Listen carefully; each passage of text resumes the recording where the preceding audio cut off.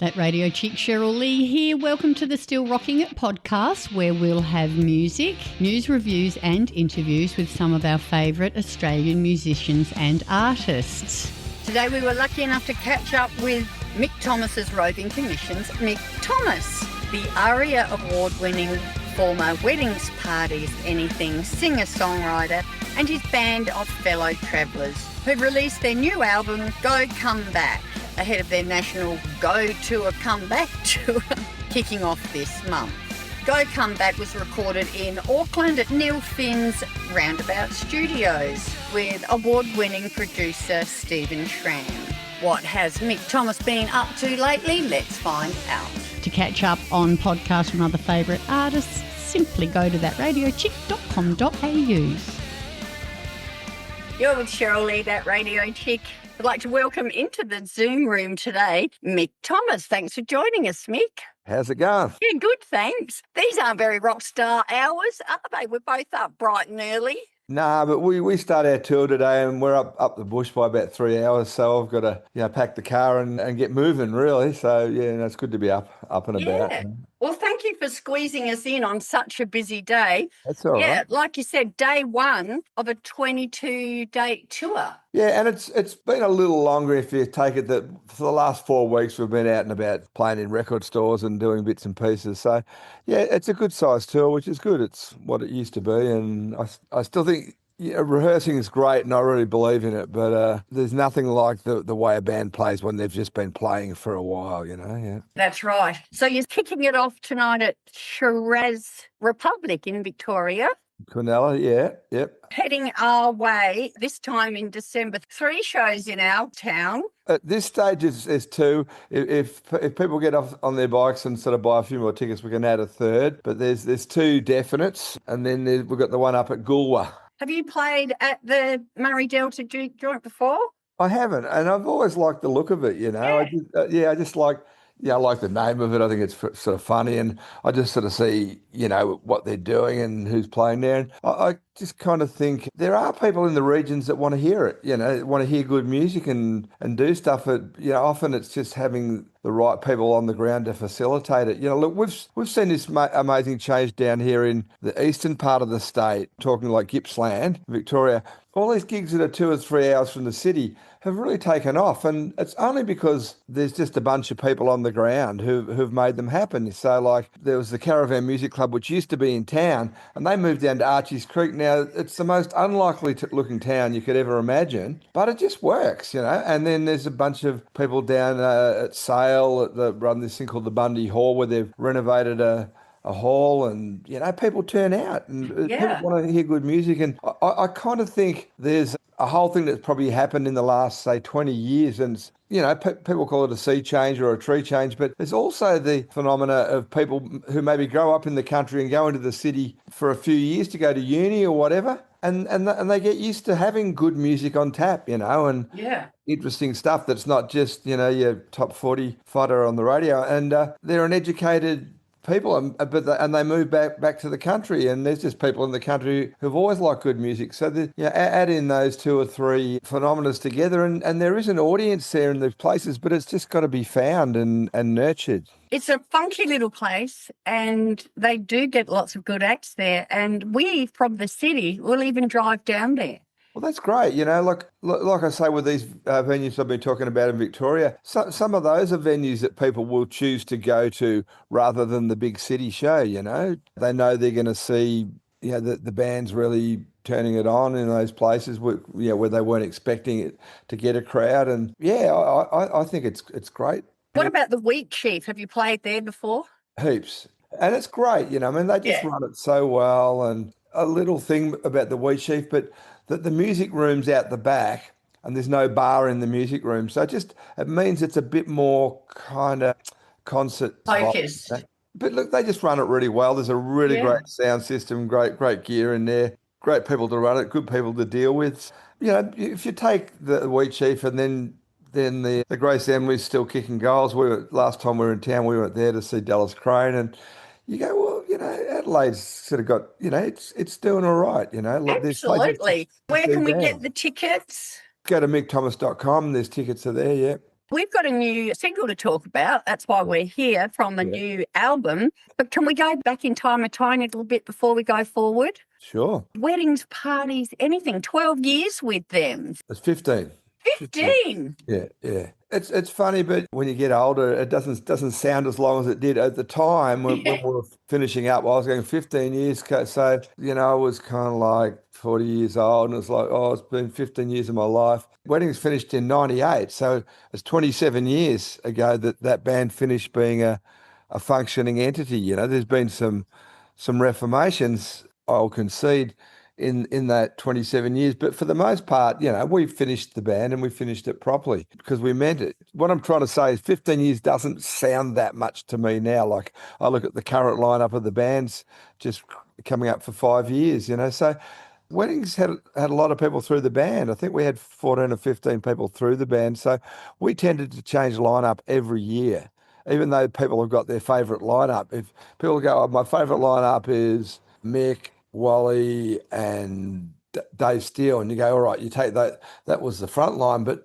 the people behind that changed quite dramatically in that time. So whereas, at the moment we're sitting on 5 years with pretty much the same lineup, which is really good. Yeah. You were one of the major songwriters of Weddings, Parties, Anything. I was, yeah. You wrote two of the main hits, the main radio hits anyway, Father's Day and Monday's Expert. People will remember you from those songs. Yeah, you know what? I still play them, I'm still happy to play them. And I always make the joke that they fit so well alongside the new songs that we record that, we've travelled very little distance thematically or stylistically over the years, because it was the music I set out to play, and I never felt restricted by it stylistically. I felt there was a big wide palette there to work with, Even just for this current tour, we sat down and while we were rehearsing stuff from the new album, I just said, well, let's rehearse a whole bunch of old songs, really old songs that we haven't been playing, because when you have got this kind of an old, like a large canon of music, you tend to fall into the trap of, of playing the half a dozen ones that are going to work, right? So, but really, as you said, there's a couple of bona fide commercial hits in there, and beyond that, really, they're just the songs that we've kept playing, that people think are they call them the bangers or whatever they call them. Yeah. I don't even care what they call them. But, they're songs that they win by virtue of their recognition, live. And so I just said, well, let's maybe shelve a few of those ones and just get a whole bunch of other old ones, and it was kind of a really joyous experience, and I sort of threw it open to the band because I thought, well, they're going to be playing them. They've got to enjoy them. And to me, people go, what's your favourite song? And I go, well, my favourite song is, if I'm talking commercially, well, then I'm going to say Father's Day, Monday's Experts, because they were the songs that really got us a long way down the track financially and commercially. But beyond that, they're all my babies, you know what I mean?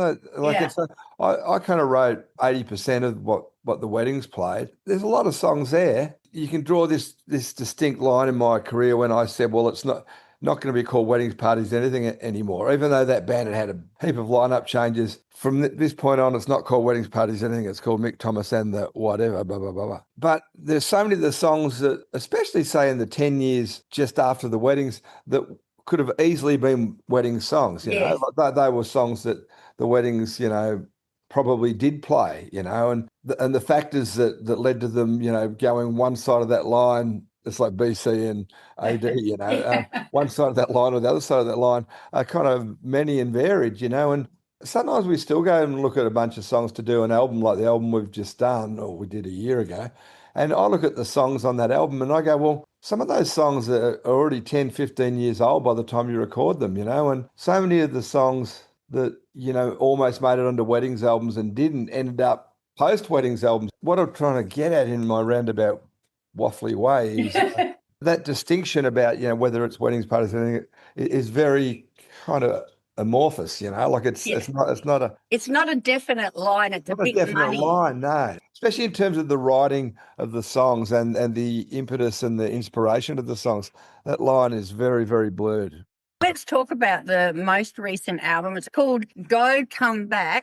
The meaning of that is it's a Pidgin Indonesian term for a return journey. Simple but effective concept for a song cycle. Yeah, look, I just had this bunch of songs that, like about a cache over about 35 songs, which I could offer to the band. And I said, well, we could take this 10 or that 10 or, I think I had about 8 songs. I said, here's 8 songs that we could pick, and 8 songs sort of take you away and 8 songs bring you home again. Yeah. And everyone kind of liked the idea. So it became a matter of fitting the last few jigsaw pieces in around that as a concept. I think the kind of resurgence of vinyl as a medium for an album, it sort of means that, you're going to have a bunch of songs that go on side one and a bunch of songs that go on side two. Yeah. It really did lend itself to a concept like this, which is like a 2-part concept. And it's pretty simple, but there's a lot that goes into the thought of it is saying, well, if side one's all about this, the big journeys and the long journeys and what you see and what you recognize as being valuable, then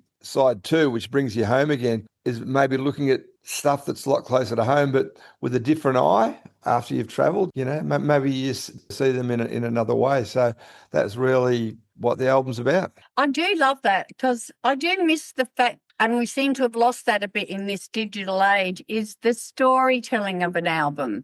An album gives you the opportunity, like you have done here, in its entirety, it's a story. Now we just get to hear one hit and then another hit. Oh, yeah, it's diabolical. Yeah, I mean, the way music's sort of created now, it's kind of weird because in one sense, it's closer to the way the album was conceived than it has been, say, for the past 20 years, whereas initially albums were like an artist would build up a bunch of singles that would have been reasonably successful. Then they'd collect them all together and call it an album. But then by the end of the 60s, even by earlier than that, early 60s, the whole idea of getting songs that were cohesive and that sort of belonged in the one place really became a strong concept. Whereas the way people are making music now, it's kind of pretty much, heaven forbid that I would ever use this term, dropping singles. I'm going to drop a single. And I just go, oh, really? It's just such horrible modern speak, in my opinion, So they click on a mouse and a song goes out to the world. And when they build up enough, then they've got an album. But it's a little bit backwards because generally speaking, they've got the album done first up. Look, I was born in 1960, so by the time I was really deeply concerned about and listening to music, it was the 70s, and the album really reigned supreme, Yeah, that's right. The whole idea of the album. So I'm pretty wedded to that idea, Yes. That's my way of thinking and working. The first single from the album, First Step in a Homeward Direction, entered the air chart at number 1 in June. Congratulations. Yeah, look, it is just interesting the way things have gone in terms of independent music. If you'd told me that a song could enter the charts on that fewer sales 20 years ago, I would have laughed at you. But because sales are so low, like physical sales of record, it's pretty easy to work it that you can sort of chart a bit. But yeah, it doesn't mean a lot when you chart one week and then that's it. The next. It's a nice little kind of spring in your step for a day, but you've really got to try and be careful to not let that. And it's like people looking at their Spotify figures and going, oh, I got this many streams and in this many countries, amazing. And it just doesn't mean very much at all. They're very misleading KPIs, another modern term I've used today. You've got to be really careful with those things. It was great. Look, all I know is that enough people sort of buy the stuff for me to make another record, What I really love about after that single came out, you went and did a bit of a tour, then the in-store tour to hang out with your fans, support the retailers, which is really important, and highlight the lack of the human connection in today's music business. I really love that you took the time to do all of that.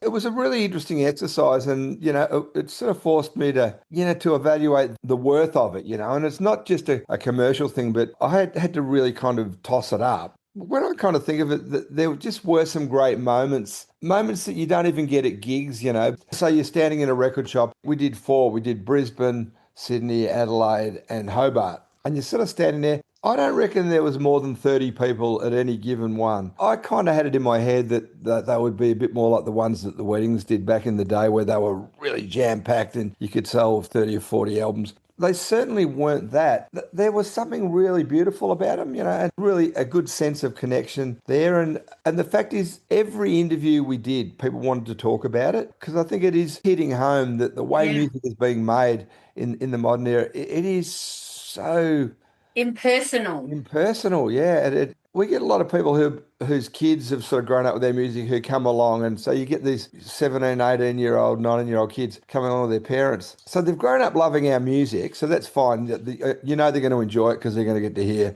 a bunch of songs that they know and really like. But one of the across the board comments that we get off those kids, that second generation kids, is that this is amazing. They go, this is just amazing in a way. They said, our friends don't know how good this is. And I thought, yeah, that's because if you only go and see Taylor Swift or AC/DC or Ed Sheeran, you're never going to meet that artist. Whereas, so I'd be talking to these kids at the merch desk, and there's that sense of like that music is about connection, or it can be. And I think that the record shop thing really put it back to that. And one thing I can safely say about those 4 shops is none of those shops really have much of our music in the racks, They're places that they either have big second-hand sections or they function off people sort of who buy a lot of imports and pay really big money for them. So in every case, we had to sort of bring in our records and say, well, this is how much you'll get, how much we'll get. They'll go through your cash register, blah, blah, blah. And in every case,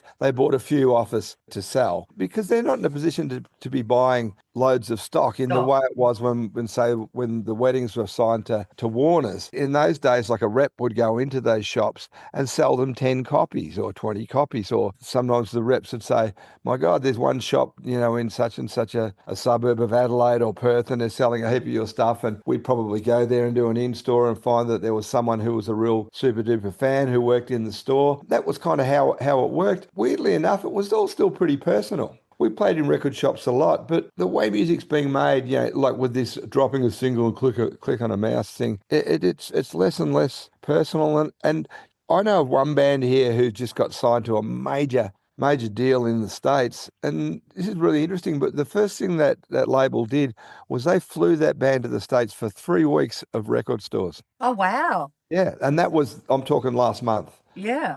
So Maybe things are turning around. I don't think I'm Robinson Crusoe in making this observation, that there's still connections there to be made. Yeah. And my example, I was saying, if playing in a record shop is this really beautiful thing, and we play like a little set, most days we play like maybe 8 or 9 songs. We play, 6 or 7 from the new album, then a couple of other bits and pieces. And the connection was so great. And you stand there with people and they'd buy the record, then they'll buy some other record or something they find in the racks. And you're just talking about music. And I know like in one of them in Egg Records in Sydney, we finished and the guy put on Teenage Fan Club songs from Northern Britain. And I went, ah! And he went, what's the matter? I said, that's probably about my favourite album, And he had no way of knowing that. And he just sort of thought, he said, I was just kind of really digging what you did. And I sort of thought, music's the winner here in all these situations. And it's the antithesis of the exchange where you find yourself in a cafe or a pub and there's some music playing and you quite like the sound of it.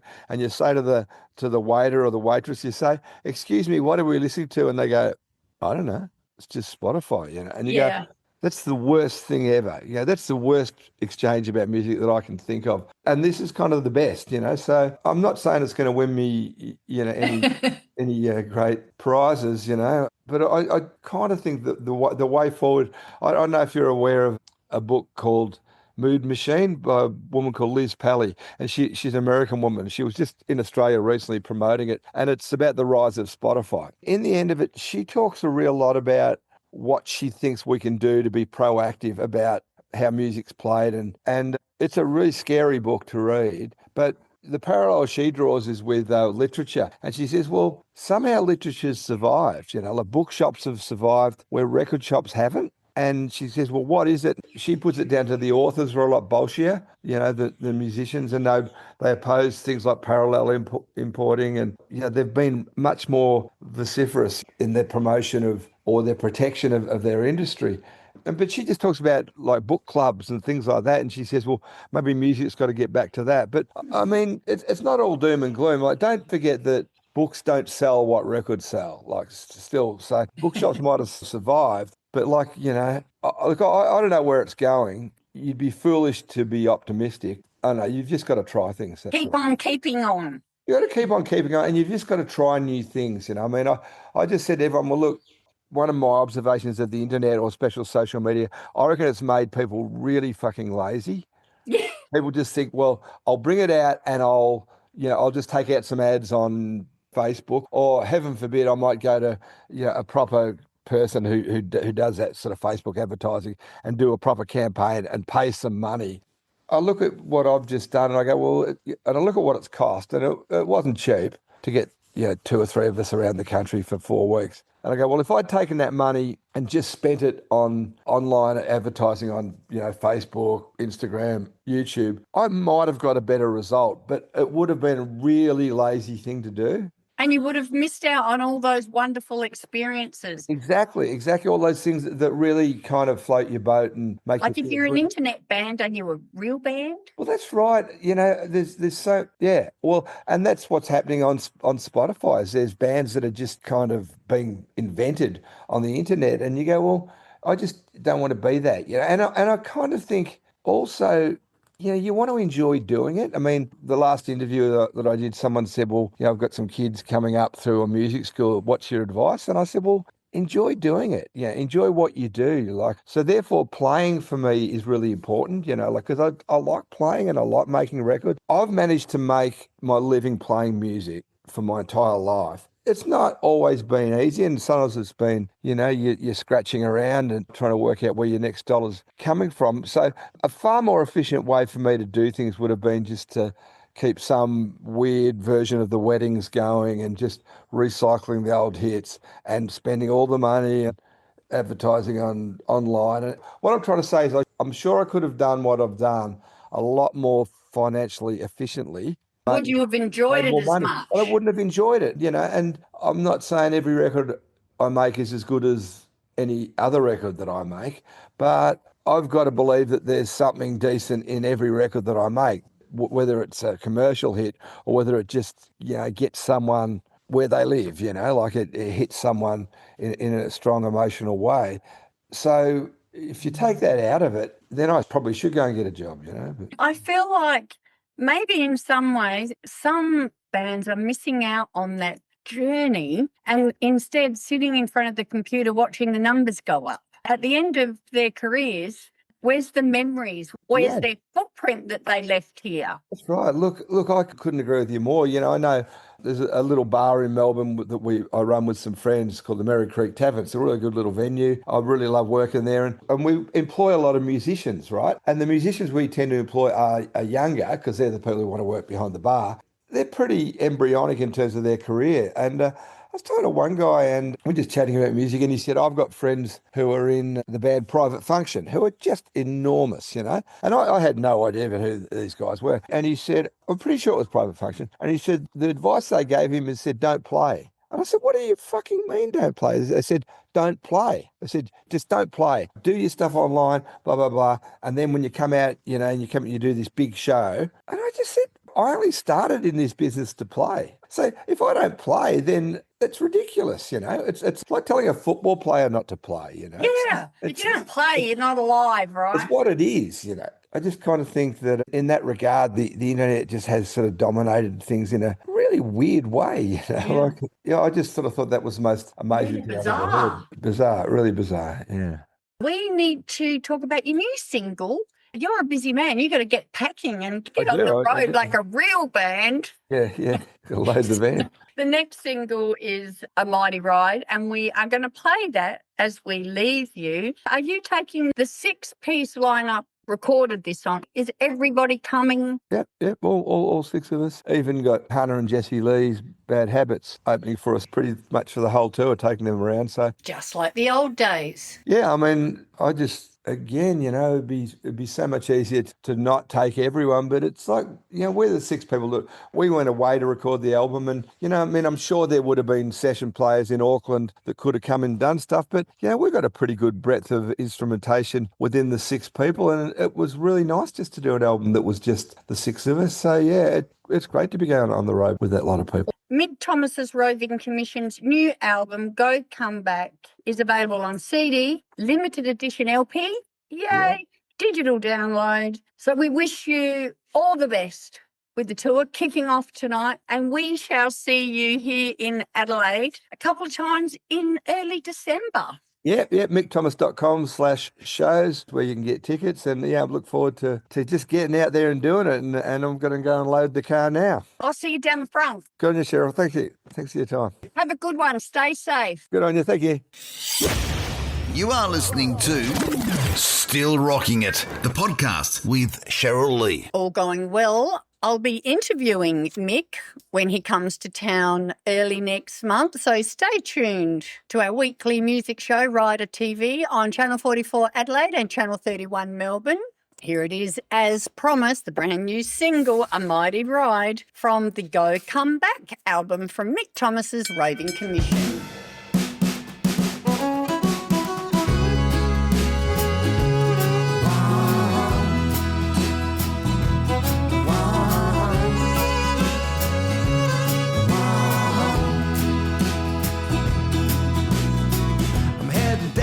Killed away, all aboard the 96. Ring the bells, it's taking us where two worlds collide. I'll be gone for most of the day, all aboard the 96. Where I'll end up, who can say, on the other side. Well, the 96, it's a mighty ride from the deep dark north to the sunny side. Rattling dark through the city's heart, like two lovers kept apart. Down the road, round the bend, see you in and out, my friend. The 96 is taking us unto the other side.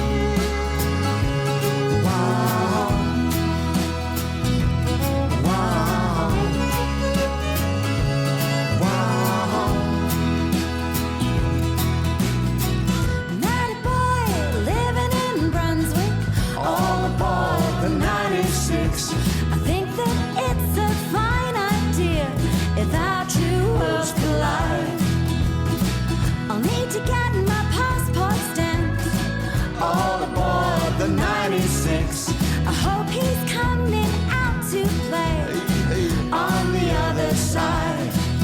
Well, the 96, it's a mighty ride from the deep dark north to the southern side. Rattling dark through the city's heart, it's like two lovers kept apart. Down the road, round the bend, I see you in and out, my friend. The 96 is taking us unto the other side. All aboard the 96.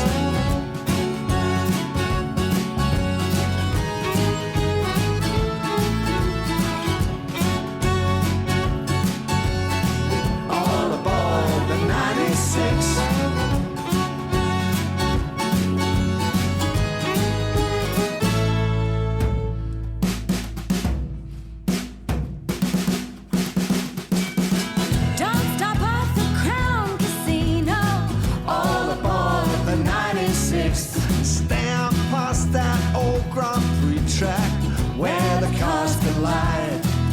From the Lowman down to Topolino's, all aboard the 96. Let's drink the beer and drink the vino on the other side. Well, the 96, it's a mighty ride from the deep dark north to the sunny side. Rattling dark through the city's heart, like two lovers kept apart. Down the road, round the bend, I see you in and out, my friend. The 96 is taking us unto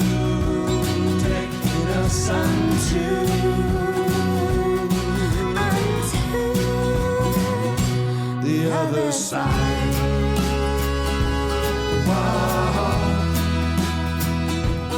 Wow. Wow.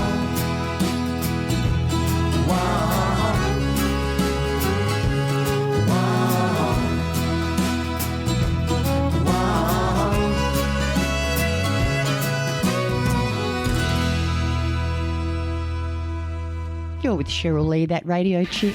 Thank you so much for joining me on the Still Rocking It podcast. Hope to catch you again next time. Get out when you can, support Aussie music, and I'll see you down the front.